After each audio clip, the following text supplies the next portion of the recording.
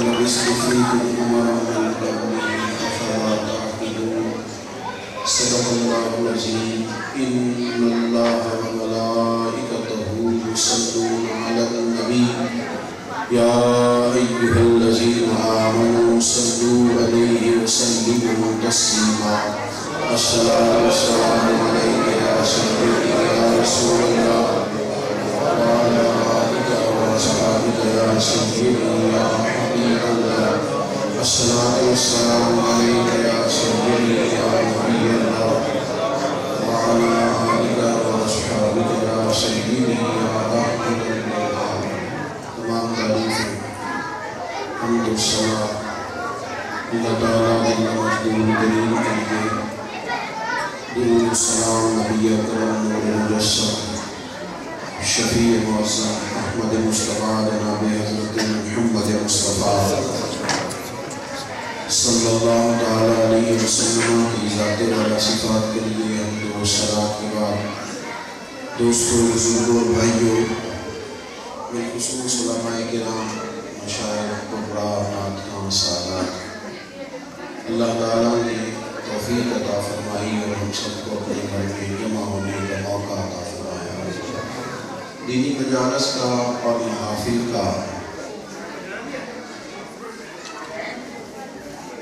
مقصود یہ ہوتا ہے کہ ایک تو مل بیٹھ کے برکات کو سمیٹا جائے محبتوں کو جمع کیا جائے اور دوسری بات یہ ہوتی ہے کہ جب انسان بیٹھتا ہے تو کوئی خیر کی بات کرتا ہے علم جب کسی چیز کا حاصل ہو جائے تو پھر اللہ تعالیٰ عمل کی توفیق بھی عطا کر دیتا ہے اوپر چھت پہ بھی بچوں کو ذرا چپ کرا دیں مطلب محفل میں چھت پر جو بچے ہیں وہ خاموشی اختیار کریں گی مہربانی کریں چپ کرانے والے میں اگر چپ کر دیں گے تو پھر بھی بڑا فرق پڑے گا اللہ تعالیٰ جزائے خیر عطا فرمائے آپ توجہ کریں گے میری بات پر میرے بھائیوں انسان کی زندگی میں کچھ چیزیں بڑی لازم ہوتی ہیں وہ بہت بڑا دانا بھی ہو بہت سمجھدار بھی ہو بہت بڑا عالم بھی ہو پھر بھی کچھ چیزیں فطرت کا تقاضا ہوتی ہیں انہی تقاضوں میں سے ایک تقاضا انسان کی زندگی میں یہ ہوتا ہے کہ وہ کسی کو دیکھ کے اپنی راہ کا تعین کرتا ہے کسی کی بات پہلے سنتا ہے پھر وہ اس پر اثر کرتی ہے پھر وہ اس کی تقلید میں آگے بڑھتا ہے بہت سارے لوگ یہ دعویٰ تو کرتے ہیں کہ میری اپنی سوچ ہے میرا اپنا گمان ہے میری اپنی طبیعت ہے لیکن ایسا ہوتا نہیں ہوتا یہی ہے کہ انسان کسی کی بات سنتا ہے سننے کے بعد پھر اسے قبول کرتا ہے پھر اس طرح کی رائے اس کی بنتی ہے دنیا میں جو لوگ فرما بردار ہوتے ہیں وہ بھی کسی کی بات سن کے ہوتے ہیں اور جو باغی ہوتے ہیں اس کے پیچھے بھی کسی کی بغاوت کا جذبہ ہوتا ہے یہ انسانی طبیعت کا تقاضا ہے شیخ الاسلام والمسلمین حضرت خواجہ قمر الدین سیالوی رحمۃ اللہ بڑے آدمی تھے لیکن سادے انداز میں بڑی باتیں سمجھاتے تھے ایک شخص نے آپ کی خدمت میں آ کے بات کی کرنے لگا امام اعظم کی بات نہیں ماننی چاہیے ان کی تقلید نہیں کرنی چاہیے خواجہ صاحب تسلی سے اس کی بات سنی دھیمے انداز میں بڑے لوگوں کے طرف بھی ذرا بڑے ہوتے ہیں اور بڑے حوصلوں میں بڑا کچھ سما جاتا ہے خواجہ صاحب رحمۃ اللہ علیہ سے کہنے لگا کہ امام صاحب کی بات نہیں ماننی آپ کو میری بات کی سمجھ آ رہی ہے جو ایسے ایسے نہیں کر رہے انہیں بھی آ رہی ہے نا اس نے خواجہ صاحب سے کہا کہ امام اعظم کی بات نہیں ماننی چاہیے تو خواجہ صاحب مسکرائے اور مسکرا کے فرمانے لگے تیری یہ والی بات مان لی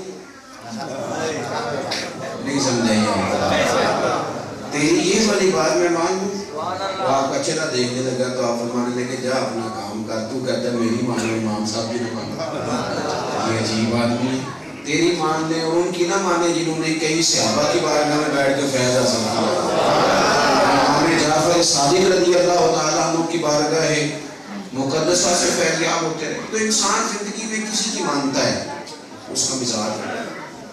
ہمارے بچے تو بال بھی سیدھے کرتے ہیں, یہ بھی کئی کسی کو دیکھ کے کرتے ہیں, خود بخود تھوڑا کرتے ہیں. رات کو ٹی وی پہ جو فیشن دیکھا سویرے کر لیا.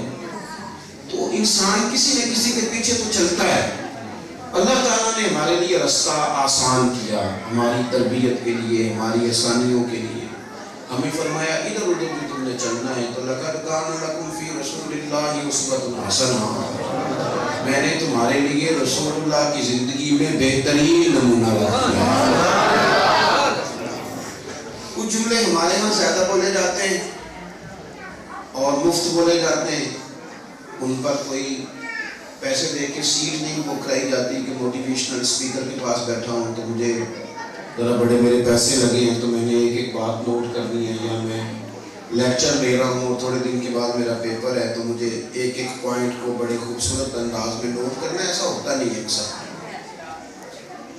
کچھ چیزیں جس طرح مسجد میں ہر جمعے میں تقریر ہوتی ہے تو وہ چونکہ ہر جمعے ہی ہوتی ہے اور مولوی صاحب بیچارے ہر جمعے محنت کرتے ہیں ذرا ٹائم پہ آ جائے تو لوگ بھی زیادہ بعض چیزوں پر توجہ نہیں دیتے. ہم ایک جملہ بولا جاتا ہے ہمارے ہاں, لوگ سمجھتے ہیں وہ سادہ سا جملہ ہے. ہمارے ہاں جملے بھی وہ ہمارا نقیب بیچارہ وہ کبھی بھاگ کے ادھر جائے اور 100 دفعہ کہیں نہ جملہ دینے لگا ہو تو پھر لوگ سمجھتے ہیں پتہ نہیں کیا بم پھوڑنے لگا. تو جو باتیں کتابوں سنت کی ہیں ان پر اگر تھوڑا غور کر لیا جائے, ایک بات ہمارے اکثر علماء, مشائخ, کتابیں سب بتاتے ہیں اور یہ بہت بڑی فضیلت ہے. میری طرف دیکھیں جی, موبائل میں دیکھیں. فرمایا دین مکمل ہے تمہارا. دین ایک بہت بڑی بات ہے. دنیا میں کوئی شے بھی مکمل نہیں. دیکھ لیں, تلاش کر لیں, ڈھونڈ لیں, کہیں چلے جائیں, ترقی یافتہ ملکوں میں چلے جائیں, کچھ دیکھ لیں, مکمل کوئی شے نہیں. کوئی نہ کوئی کمی, کوئی نہ کوئی کمی رہ جاتی ہے, پر جو دین ہمیں ملا ہے خدا کے فضل سے مکمل نہیں.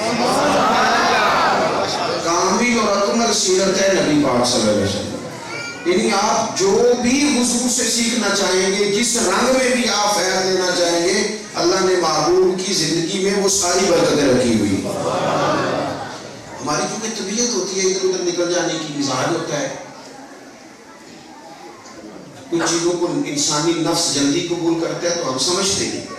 نبی پاک کی جو مقدس سیرت مبارکہ ہے اس میں اللہ تعالیٰ نے ہماری اصلاح کے سارے پہلو رکھے ہیں.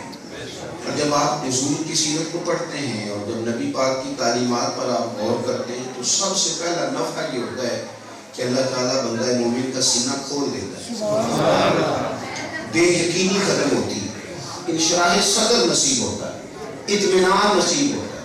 اور اگر کسی شخص کو اطمینان اور یقین کی دولت مل جائے تو یہ کائنات کی سب سے قیمتی دولت ہے. اگر وہ بے یقینی سے نکل آئے, ڈبل مائنڈڈ نہ رہے, وہ کسی جگہ پہ جم جائے, تو نبی پاک علیہ السلام کی جو زندگی مبارکہ ہے وہ ساری اس قابل ہے کہ آپ بار بار بار بار ہر حضور کی حیات مبارکہ کے لمحے پر غور کریں. تو کسی نے کہا تھا کہ تیری حیات پاک کا ہر لمحہ پیغمبر لگے, ہر لمحہ پیغمبر لگے. اور حضور کی جو اعلان نبوت سے پہلے کی زندگی ہے اسے تو نبی پاک نے بطور دلیل کے بیان کیا. یہ باہر والے لوگ ہوتے ہیں ان کو منانا آسان ہوتا ہے, جو زیادہ قریبی ہوتے ہیں ان کو منوانا مشکل ہوتا ہے. تو عرب کے لوگوں نے, قریش مکہ نے, اپنوں نے جب دلیل مانگی نا کہ آپ نبی ہیں تو دلیل, تو اللہ تعالیٰ نے فرمایا محبوب سے فرما دے فَقَدْ لَبِثْتُ فِيكُمْ أُمَرًا مِّن قَبْلِي, میں کو باہر سے تو نہیں نہ آیا, میں نے 40 سال عمر تمہارے بیچ گزاری ہے. افلا تعقلون, تمہیں عقل نہیں؟ تو میری طرح کا سچا ہے تو دکھاؤ, کوئی دیانتدار ہے تو دکھاؤ, کوئی ایسا وسیع ظرف ہے تو مجھے دکھاؤ. وہ باہر سے آیا ہوں, تمہارے بیچ ساری زندگی گزاری ہے. تو نبی کریم علیہ السلام نے, اللہ کرے آپ میری بات کو سمجھیں گے کیا, یہ جب ہم میدان میں نکلیں گے نا اور جب ہمارا مقابلہ ہوگا کافر سے جو دین کے دلائل ہم سے پوچھے گا اور قبول حق کے لیے دلیلیں پوچھے گا, تو یہ بہت بڑی بات ہوگی کہ نبی پاک صلی اللہ علیہ وسلم نے دلیل کے طور پر معجزے تو دکھائے ہی, کمالات تو دکھائے ہی, لیکن حضور نے نبوت کی دلیل کے طور پر اپنی زندگی کو پیش فرمایا لو نا، دیکھو نا میری حیات کو، دیکھو نا اللہ تبارک و تعالیٰ نے کیسا فضل فرمایا۔ تو نبی پاک کی حیات مبارکہ ہمارے ہاں یہ مزاج آیا ہے کہ ہم نے 2 4 5 چیزوں کو کون سیدھے سمجھ لیا، بلکہ ہمارے ہاں تو بعض واقعات کو سیدھے سمجھا جاتا ہے۔ حالانکہ سیرت مبارکہ ایک مفصل عنوان ہے جو ہماری اصلاح کرتی ہے اور معاشرے کی اصلاح کرتی ہے۔ نبی پاک علیہ السلام کو اللہ نے معراج عطا فرمایا، حضور کو اللہ تعالیٰ نے سید الانبیاء بنایا۔ یہ بہت بڑی بات ہے نبیوں کا امام ہونا۔ اللہ تعالیٰ نے محبوب کو محبوب مطلق بنایا۔ یہ ساری عظمتیں حضور کی، لیکن پتہ ہے سب سے پہلے حضور کی کس شان کا لوگوں کو پتہ چلا؟ تعارف کہاں سے ہوا؟ صادق اور امین ہونا۔ سب سے پہلی صفت حضور کی جو لوگوں کو پتہ چلی وہ کیا تھی؟ صادق ہے اور یہ صادق ہے اور انہوں نے کبھی جھوٹ نہیں بولا، انہوں نے کبھی خیانت نہیں کی۔ یہاں سے شروع ہوا حضور کا تعارف۔ وہ کون ہے؟ وہ جو صادق اور امین ہے۔ میری سوسائٹی، میرا معاشرہ، ہمارے گرد و پیش کے حالات، پاکستان کے آئین میں بھی جھوٹ کی سزا کوئی نہیں۔ آپ پرچہ کٹوانا چاہیں نا، اسے میرے ساتھ جھوٹ بولا تو کاٹ ہی نہیں سکتا، آئین میں قانون ہی کوئی نہیں۔ جھوٹ کی تو بھی آئین میں ہی سزا کوئی نہیں سکتی۔ جھوٹ بول بول کے لوگوں نے کوئی دینی دنیاوی فائدہ نہیں، بلا وجہ جھوٹ بول، بلا وجہ بددیانتی کرتے۔ زندگی کے اندر انسان کے پاس مال زیادہ ہو تو بندہ تگڑا نہیں ہوتا، جائیداد زیادہ ہو تو بندہ تگڑا نہیں ہوتا۔ تگڑا وہ ہوتا ہے جس پر لوگ اعتبار کریں، یہ بندہ بڑا معتبر ہے، اس پر اعتماد کیا جائے۔ اور اگر ماں بھی اعتبار نہ کرے کہ پتر تو جھوٹی بڑے ہو جائے، اللہ جانے تو کیا، بیوی بیچاری کہہ رہی ہوتی ہے پیسے تھوڑے دیا کر اور چل میں قصور میں گزارا کر لوں گی، سچ تو بولا کر۔ لاہور جاتا ہے تو لاہور ہی کا بتا کے جائے۔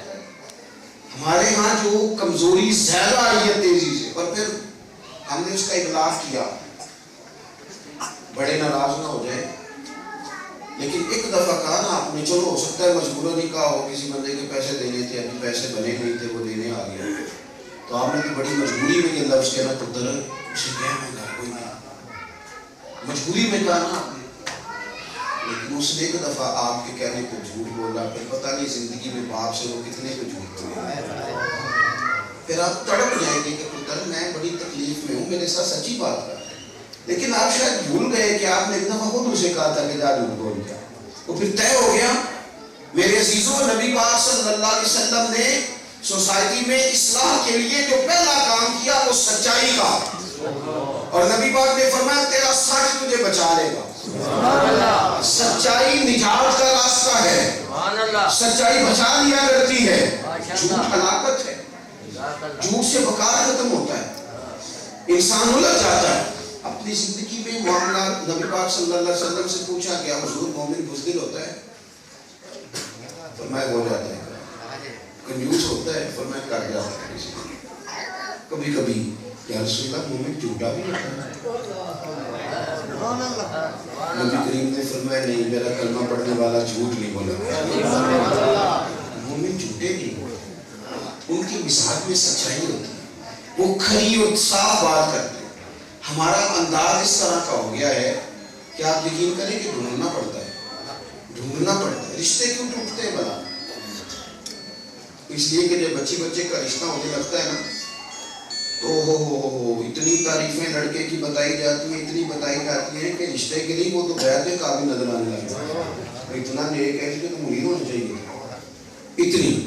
اور بعد میں جناب وہ بچی جب شکایت کرتی ہے کہ ابا آپ تو کہتے تھے بڑا نیک ہے، تو پھر ابا پتہ کیا کہتے ہیں، میں بھی بڑا سمجھانا، میری بھی نہیں سنتا، تو پہلے تو آپ کہتے تھے بھلی سفتار نہیں، اب یہ اور یہی حال بچی والے کرتے ہیں۔ خدا جانے پہلے کتنی کو تعریف، کتنے کیوں جھوٹ بولتے ہیں؟ کیا اس سے نفع ہوتا ہے؟ کمزوریاں آتی ہیں۔ جب کسی کو پتہ چلتا ہے نا کہ آپ جو کہہ رہے تھے وہ آپ نہیں ہیں، تو آپ کی کیا حیثیت رہ جاتی ہے کسی کی نظر میں؟ وہ کیا سمجھتا ہے بعد میں؟ اپنی زندگی میں وہ سوسائٹی کی اصلاح کے لیے پہلا کام، نبی پاک صلی اللہ علیہ وسلم کے بارے میں لوگ کہتے تھے صادق اور امین ہے، جس رات سارے مکے والے تلواریں لے کے آئے ہوئے تھے نا حضور کو معاذ اللہ شہید کرنے ہجرت کی تلواریں ہاتھ میں پکڑی ہے شہید کرنے. کوئی بندہ 50,000 روپیہ لینا ہو نا اور گاؤں کا ہو, اس کے رشتہ دار بھی رہتے ہوں, بھائی بھی رہتے ہوں, میرا عمرہ کرنے جانے لگے نا تو لوگ کہتے ہیں بھائیا پہلا مجھے پیسے دے تو پھر دیں. سارے مکے والے ہر قبیلے کا آدمی, انہوں نے ایک سازش اس طرح کی تھی کہ ہر قبیلے کا آدمی تلوار لے کے آئے تاکہ اگر حضور علیہ السلام کو معاذ اللہ ہم شہید کرنے میں کامیاب ہو جاتے ہیں تو کسی ایک پر الزام نہ لگے.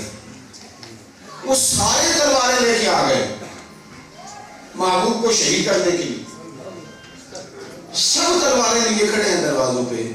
لیکن سیرت ایک عجیب رنگ بیان کرتی ہے, تاریخ ایک عجیب نقطے پہ جا کے کھڑی ہو جاتی ہے. یہ جو تلواریں لے کے آئے تھے نا, ان میں سے بھی ڈھیروں وہ تھے جن کی امانتیں نبی پاک کے گھر پڑی ہیں. کبھی آپ سوچیں تو انسان بھرتا ہے حیرت میں گم ہو جائے کہ تم تو شہید کرنے آئے اور امانتیں تمہاری ان کے پاس ہیں. کبھی آپ نے دیکھا ہے کبھی کہ بندہ جا رہا اور بندہ کہہ رہا کوئی گاڑی نہیں, پیسے نہیں, کوئی گاڑی میں جانے دو, لوگ کہتے پیسے رکھ گئی. لیکن ان کی امانتیں پڑی تھی. کیوں پڑی تھی؟ انہیں پتا تھا کہ اگر ہم انہیں شہید کرنے میں خدا نہ خواستہ کامیاب ہو بھی گئے تو یہ امین ہے, ہماری امانتیں نہیں ضائع ہوگی. اور حضور نے بندوبست کیا, فرمایا علی میرے بستر پہ لیٹ جائیے اور صبح لوگوں کی امانتیں دے کے پھر واپس مدینے آنا. آپ بات کو سمجھیں, اپنی زندگی میں اگر تھوڑی دیانتداری آ جائے اور سچائی کا سودا بن جائے اور انسان کی طبیعت اس طرح کی ہو جائے کہ نہیں یار میں نے صحیح بات کرنی. میں تو مدارس کے طالب علموں سے بھی اکثر گزارش کرتا ہوں اور میں ہر جگہ یہ بات کرتا رہتا ہوں, اس عنوان کو شوق سے بیان کرتا ہوں.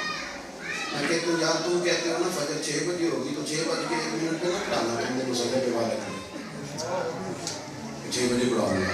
اب 6:01 نہ ہونے کا تمہارا وعدہ ہے. چلے انسان پر مجبوری ہو جانا, کوئی معاملہ اور ہو جانا بات الگ ہے, لیکن اس کو عادت نہ بنا لینا. زندگی سونی سچائی والی نکھری ہوئی تو نبی پاک صلی اللہ علیہ وسلم نے سچائی کی بات کی, دیانت کی بات کی. اور وہ دیانت نبی پاک صلی اللہ علیہ وسلم کی اتنی آگے بڑھی کہ حضور کو لوگوں نے کیا نا صادق کرا نہیں چھوڑا. صادق. اور جو بڑے پکے دشمن تھے نا, تعریف وہ ہوتی ہے جو ہمارا مخالف ہماری کرتا ہے. ویسے میں آپ کو اس کروں, تعریف ہوتی وہ ہے, تعریف ہو یا تنقید ہو جو پشت پیچھے ہو. سامنے تو خوشامد ہوتی ہے. سامنے کس نے بولا تھا؟ سامنے جس نقیب نے بھی اعلان کرنا اس نے درویش کامل کہہ کے کرنا. پتا تو تب ہے جب وہ تنہائی میں کوئی بات کرنا, اس وقت کوئی خیر کی بات کرے. نبی پاک صلی اللہ تعالیٰ علیہ وسلم کے رشتے میں چچا حضرت ابو سفیان رضی اللہ تعالیٰ بعد میں مسلمان ہوئے. کہتے ہیں جب ہرقل کے دربار میں حضور علیہ السلام کا پیغام پہنچا تو ہرقل بادشاہ نے نا, میں وہاں گیا ہوا تھا تجارت کے لیے, مجھے بلا لیا. اس نے کہا کوئی مکے کا سردار آیا ہو تو بلاؤ. کہتے ہیں میں حاضر ہوا بادشاہ کے دربار میں. تو اس نے نبی پاک کے بارے میں سوال جواب شروع کیے. پوچھا کہ ان کے ماننے والے امین ہیں کہ نہیں ہیں. میں نے کہا نہیں, ماڑے لوگ, غریب. کئی سوالات ہوئے, اپنے عنوان پہ رہنا ہے. اس نے آخر میں ایک بات پوچھی کہ یہ بتاؤ وہ جس محبوب نے اعلان نبوت کیا ہے کبھی انہوں نے جھوٹ بھی بولا؟ کبھی جھوٹ بھی بولا ہے؟ تو میرے دوستوں آپ غور تو کرو کیا کیا. ابو سفیان کہتے ہیں میں ابھی کلمہ نہیں پڑھتا تھا, مسلمان نہیں تھا. دل میں خیال آیا ایک دفعہ کہ کہہ دوں یہ چھات سے پیسے نہ پھینکیں جی, پیسے آپ اپنے پاس رکھیں, ہماری بات سنیں خاموشی سے. پیسے لینے تھوڑے آئے ہیں, آپ کو جزائے خیر. پیسے تو رب کریم دیتا ہی رہتا ہے, تو اللہ رسول کی بات کر رہے ہیں. اور اتنی قیمتی بات ہے تو اس کو پیسوں میں تول دیا جائے. ایسی آپ میری بات پر توجہ کریں کہ آج کرنا چاہتا ہوں. عزیز دوستو, ابو سفیان کہتے ہیں جب کہا نا تو انہوں نے کبھی جھوٹ بھی بولا ہے, تو 1 منٹ کے لیے میرے ذہن میں آیا کیا تو بولا ہے. تو پھر تو میں نے کہا یار ایک تو یہ عرب کی وفاداری کے خلاف ہے, اور دوسرا حضور نے جھوٹ بولا ہے, یہ مانے گا کوئی نہیں. کوئی اور بات کروں تو شاید بھی سوچے. کہتے اس نے پھر کہا سردار بولتے کیوں نہیں, کیا کبھی انہوں نے جھوٹ بھی بولا ہے؟ تو ابو سفیان کہتے میرے ہاتھ میں چھڑی تھی, میں نے اسے زمین پہ اٹھا کے دوبارہ رکھا. میں نے کہا سر بادشاہ وہ رشتے میں میرے بھتیجے ہیں, میری مخالفت اپنی جگہ ہے, اور میں نے انہیں ماں کی گود میں بھی دیکھا ہے, دادا کے کندھوں میں بھی دیکھا ہے, چچا کے گھر میں بھی دیکھا ہے, سیدہ خدیجہ کا دولہا بنے بھی دیکھا ہے, ان کی چاروں بیٹیوں کو ان کی گود میں کھیلتے بھی دیکھا ہے. میرے سامنے ان کے سیاہ مقدس بال سفید ہوئے. محبوب کریم کی زبان سے میں نے کبھی جھوٹ نہیں کہا. سچ نکلتا ہے میرے کریم کے. حسین دشمن کی چاہ میں بھی, وہ مخالفوں کی نگاہ میں بھی, امین ہے, صادق ہے, معتبر ہے. میرا پیغمبر عظیم تر ہے, میرا پیغمبر عظیم تر ہے, میرا پیغمبر عظیم تر ہے. دوستوں اپنی زندگی میں سچائی کی بات. اور تیسری بات, نبی پاک علیہ السلام نے رشتوں کا تقدس ہمیں بتایا ہے. ہماری طبیعتوں میں خود غرضی ہے, ہم اپنا گھر, اپنے بچے, اپنا مکان, اس کے علاوہ سوچنے کو تیار نہیں. اور وہ سوچیں اتنی گہری ہو گئی ہے کہ اس نے نا ہمیں لالچی سا بنا دیا. یاد رکھنا, اگر کسی کے بچوں کا حق چھین کے اپنے بچے پالنے کی کوشش کی جائے تو حالات خراب ہو جائے. اگر کسی کا گھر اجاڑ کے اپنا بسانے کی کوشش کی جائے تو اس گھر میں رات آتی ہے پر نیند نہیں آتی. اگر کسی شخص کے حق پہ ڈاکہ ڈال کے اپنا قد اونچا کرنے کی کوشش کی جائے تو یاد رکھنا وہ پیسے تو آتے ہیں, کھانا بھی آتا ہے, لیکن وہ صحت کا باعث نہیں بنتا, بندہ الجھ جاتا.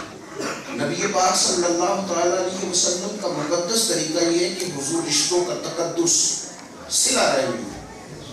لیکن ہر بندہ چاہتا ہے نا اللہ مجھے رزق بھی زیادہ دے, عمر میں برکت بھی ہو, عمر بھی زیادہ ہو, رزق بھی نہیں چاہتا دل آپ کو.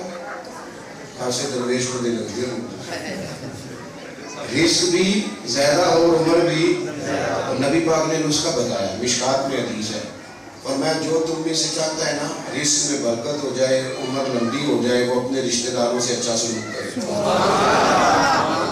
مشکل کا مدرسہ ہے رشتہ داروں سے. ساڑھا بڑا کیا حال ہے, ساڑھا حالے بے کہ بیاہ تے تو جی کٹھے ہوئے ہو نا سارے رشتہ دار, یہ بھی دعا منگی دیئے روٹی پوری حال ہے, یہ بھی منگی دیئے کٹھے ہوئے نہیں کدے لڑ نہ پہ, یہ بھی دعا منگی یا اللہ مہربانی فرمائی سارے آئے نے کدھرے آپر ہے چھ منگ دے ہو کہ نہیں منگ دے, منگنی میں نہیں کیوں بھائی دشمن کٹھے ہو گئے, فوجیں آگے کو مقابلے. وہ طبیعتوں میں کھچاؤ, وہ تناؤ, شدت.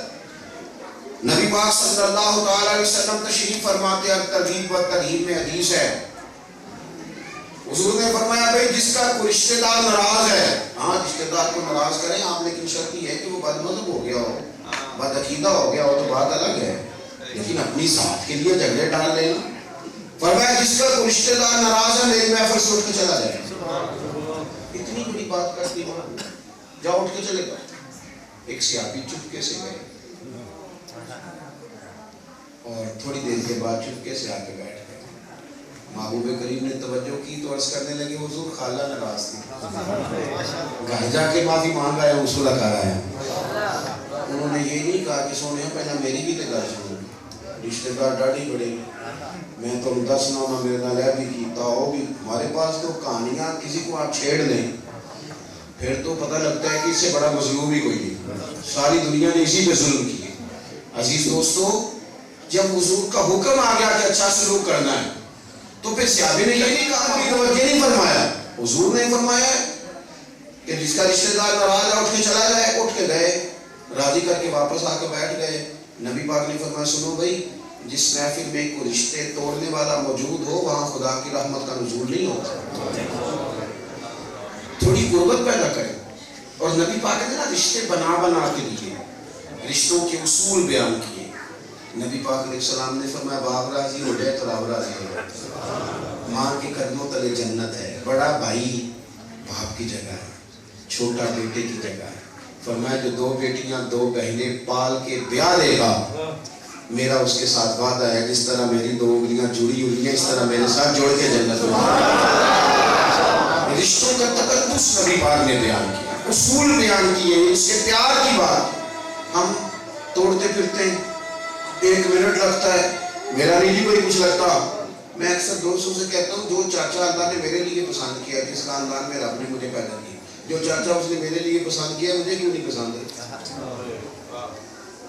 اور جو ماما اس نے میرے لیے پسند کیا مجھے بھی تو پسند ہونا چاہیے۔ اپنی زندگی کے اندر رشتوں کا تقدس۔ ایک بات آخر میں اور آپ سے کرنی ہے، پھر بات کو ختم کرتے ہیں۔ نبی پاک صلی اللہ تعالیٰ علیہ وسلم کو اللہ تعالیٰ نے یک طرفہ خیر خواہی کا جذبہ دے کے بھیجا۔ حضور کی سیرت پڑھو گے تو یک طرفہ خیر خواہی، ایسی خیر خواہی نہیں کہ پہلے کوئی کرے گا تو پھر میں نے کرنی، یہ والی نہیں، کوئی کرے نہ کرے ہم نے کرنی ہے، یہ یک طرفہ خیر خواہی۔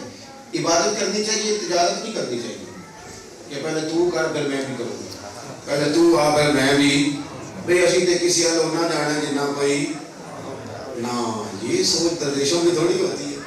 درویشوں کی تو سوچ ہوتی ہے کوئی آئے نہ آئے، ہم نے آنا ہی نہیں، ہم نے اللہ رسول کے حکم پر عمل کرنا ہے، بندے دیکھ کے تھوڑا چلنا ہے۔ یک طرفہ خیر کا یہ رسول پاک کا طریقہ ہے۔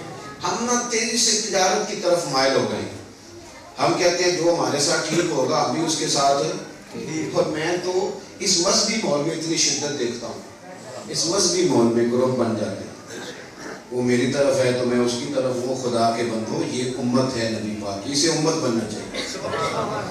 عقیدے اگر درست ہوں تو پھر چھوٹی چھوٹی گروہ بندیوں کے اندر تقسیم نہیں ہونا چاہیے، پھر بڑے دل ہونے چاہیے، دل دریا، ہوئے ہوئے دل دریا تے ڈونگے کون دلان دیا جانے، 14 طبق دلے دے اندر تے میں تمبو وانگوں تانے، اتنا بڑا دل ہوتا ہے درویش کا۔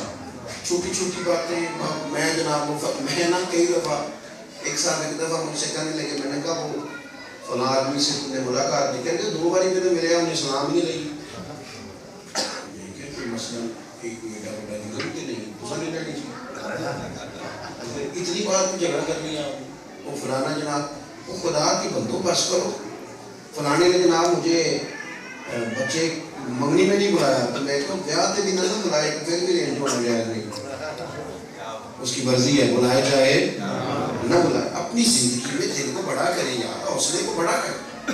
جن لوگوں کی سوچیں بڑی ہوتی ہیں نا وہ زندگی میں کچھ کر جاتے ہیں۔ نبی پاک صلی اللہ تعالیٰ علیہ وسلم نے نا بڑی خیر خواہی، بڑا ذوق اپنی سیرت مبارکہ سے۔ وہ مکے والوں نے جو حضور کے ساتھ کیا وہ آج بھی کبھی پڑھے تو کلیجہ منہ پا جائے، لیکن حضور جب 10,000 کا لشکر لے کے گئے، کسی بھی برادری صلح کری دیئے پر وہ صلح کری دیئے معاف نہیں کری، عقیدہ جنہوں پھر میری داڑھ چلے آئے گا پھر دیر لے معافی نہیں دیتے، صلح کر لیا۔ اب وہ سارے انہوں کر کے کھڑے ہیں جنہوں نے کل بڑی تکلیف دی تھی، نبی پاک نے فرمایا بتاؤ تمہارے ساتھ کیا ہے، یہ میری تقریریں نہ بڑھا جائیں یار، زندگی ہو گئی سنتے، تھوڑا سا دل بھی تو اس طرح کا کبھی معاف کر کے تو دیکھو، معاف کرنے میں رب کریم نے سکون رکھا ہوگا، معاف کرو گے دل ٹھنڈا ہوگا، سکون میں آئے، اطمینان نصیب ہوگا۔ کیا سلوک کروں تمہارے ساتھ؟ میں نے کہا یا رسول اللہ آپ بھی کریم ہیں، آپ کے والد بھی بڑے کریم ہیں، آپ کا خاندان ہی قریب ہوگا۔ حضور نے پتہ کیا فرمایا، کبھی لفظوں پر غور کریں تو مر جانے کو جی چاہتا ہے، اتنی بڑی بات۔ حضرت یوسف کے بھائیوں نے نا کنویں میں پھینکا تھا، اللہ کے فضل سے وہ محفوظ رہے، رب نے ان کی حفاظت کی، پھر انہوں نے بھائیوں نے بیچ دیا تھا، باپ سے جدا رکھا، بڑی تکلیف دی۔ حضرت یوسف جہاں سے نکلے تو وہ کیا حال ہو گیا ان کا، جیل میں بھی انہیں رہنا پڑا۔ ساڑھے بھائی نہ 2 مرلے کا رولا ہو گیا تو ساری عمر نہیں ملی، کیا کچھ کیا بھائیوں نے، کیا کچھ کیا، لیکن حضرت یوسف نے پتہ کیا کیا تھا، جب قید پڑ گیا نا تو جناب یوسف نے گندم جمع کی ہوئی، تو لوگ خریدنے آ رہے تھے گندم کو، سونا لے کے، چاندی لے کے، پیسے لے کے، تو سارے ملک کے چاروں جانب چوکیاں بنا دی، فوج اور پولیس کھڑی۔ تو حضرت یوسف فرمانے لگے جو بندہ آئے نا پہلے پوچھ لینا کیا لے کے آیا اور کتنی گندم چاہیے۔ لیکن جب کنان والے آئے پانچاں دے یا ساتھ نہیں کوئی، کنان پرا بڑے چنگے ہوتے تھے، کچھ بندہ نا اپنے بال بچے کے سامنے انہوں نے خلاف گلاں کر دی نا، میرے ابا جی ایک بار ایک چاچی لوڑ پہ گئی کوئی لاکھ دو دی تو وہ سانوں پہ راضی کرنا کہ دیکھو نا میں انہیں بندہ کنہ کو کرا، میرے اپنے بھی بال نہیں، میں روپیہ 75 گزار دیا روز نہیں ہوتا۔ مینوں ذرا ابا جی کی طبیعت کا پتہ سی، میں کہ بزرگوں نے 2 منگیا تھوڑا دل تے 2.5 دن کرتا ہے، سانوں پہ راضی کرتے ہوئے کیونکہ بھرا چنگے بڑے ہوتے ہیں، ویگ ویگ کے بندہ راضی ہوتا ہے۔ لیکن ہوں تسی سانوں پہ موٹر کرتے ہو تو دیو تھوڑے پیسے سے تھوڑے بھرا، یہ ہوتا ہے کبھی کبھی، بات کی سمجھ آ رہی ہے؟ یہ بھائی پیارے ہوتے کیا کیا جائے، بندہ مطلب اوپر سے لڑائی تو کر لیتا ہے پر اندر دل ملے ہوتے ہیں۔ بات ختم کرنے لگا اور توجہ کرنا، حضرت یوسف نے فرمایا کہ باقیوں سے پوچھ لینا کیا لائیں، میرے پراہوں کا پردہ رکھے، یہ پوچھ لینا کیا لے کے ہیں، یہ پوچھ لینا کیا لے ہیں، یہ نہ پوچھنا کیا لے کے ہیں۔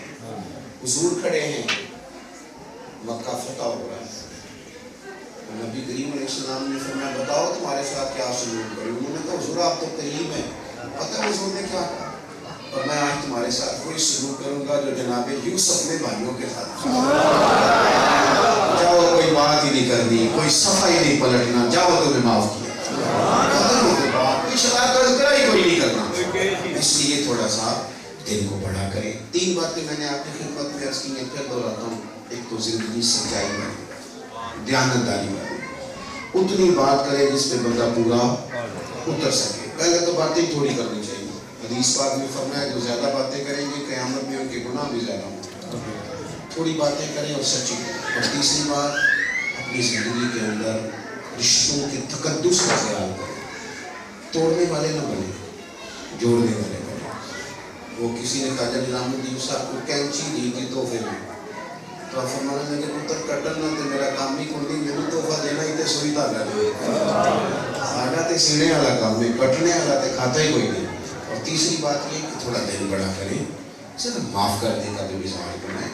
ویسے بھی ہم کیا ہیں، اگر کوئی ہمارے خلاف بات کر بھی جائے تو کیا ہے، صرف کیا اپنے آپ کو سمجھ لیں، اللہ کے عادی بندے، پتہ نہیں وہ کسی نے کہا تھا مٹی رہتے مٹی رہنے، اے نکاح دی بلے بلے، آج مٹی دے اتے بندے آتے کل مٹی دے تھلے، جھگڑے کس بات کے، رٹے کس بات کے۔ اللہ تبارک و تعالیٰ کی بارگاہ میں دعا ہے،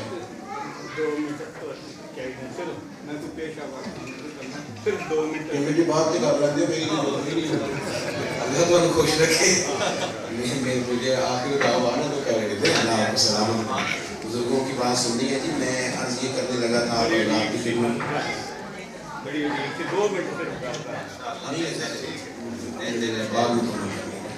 جیسے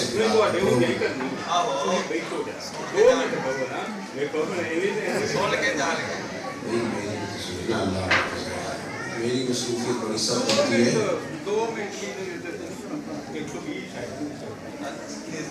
کر لیتے ہو اردو اگر سے کر لیتے ہو، صاحب نے تشریف لانے ہیں سید صاحب، تو محفلیں ہوتی ہیں سرکار کے نام کی، بندے تو آتے جاتے رہتے ہیں، بات کی سمجھ آ رہی ہے؟ ان کو کبھی بھی پابند نہیں کرنا چاہیے اس بات کا کہ فلانا بندہ ہے تو فلانا چلا گیا، یہ حضور کے نام پہ آئے ہیں تو حضور کے نام پر ہی بیٹھنا چاہیے۔ حضرت پیر صاحب تشریف لائیں گے، آپ کو بیٹھنا چاہیے، حضرت قبلہ کی بات سننی چاہیے، اللہ آپ کو جزائے خیر دے۔ آخر دعوانا 4-5 سال پہلے میں نے شیخ صاحب کو ٹی وی پر سنا تھا